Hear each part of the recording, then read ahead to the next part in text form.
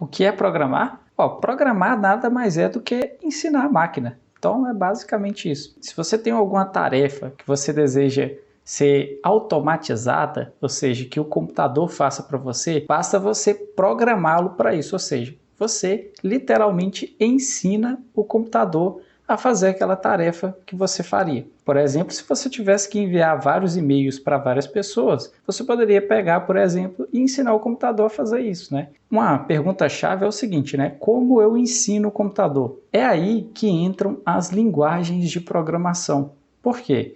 Para ensinar um computador, nós usamos comandos. Então a gente dá um comando para o computador. Crie isso, faça aquilo, some aquilo, subtraia, mostre e assim por diante. E para isso eu preciso saber quais comandos eu consigo usar, né? Por exemplo, se eu estiver comunicando com outro ser humano, eu vou estar comunicando com esse ser humano utilizando uma linguagem, uma língua, né? E aí eu preciso saber quais são as palavras válidas. Por exemplo, se eu estiver falando em português, a palavra churubalski não existe. Então eu tenho que limitar a minha comunicação àquelas palavras que existem na língua. Assim como se eu quiser conversar com o computador. Eu vou ter que ensinar o computador, já que programar é isso, né? Eu teria que escolher uma linguagem, uma forma de comunicar com ele. E é aí que entram, né, as linguagens de programação. Tem várias linguagens, assim como tem várias línguas também do ser humano, né? A gente tem português, inglês, espanhol, e nenhuma delas é melhor que a outra. Eu também tenho várias linguagens de programação, então eu posso escolher uma delas. Vamos pegar aqui, por exemplo, o Python.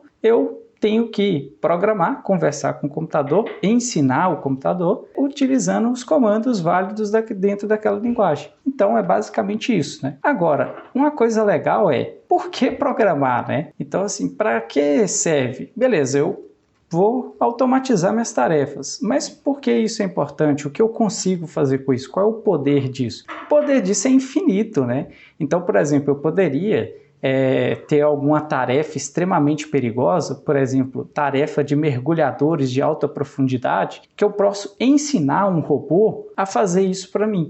Então, eu não vou expor o ser humano àquela tarefa de alto risco, né? Eu tenho, por exemplo, carros autônomos, que são os carros da Tesla, né? Então, alguém teve que ensinar aqueles carros a fazer aquilo. Então, essa é a ideia, né? As possibilidades são infinitas e esse é um pouco do mundo da programação, né? O que é programação, o que é linguagem e a importância disso para o nosso dia a dia.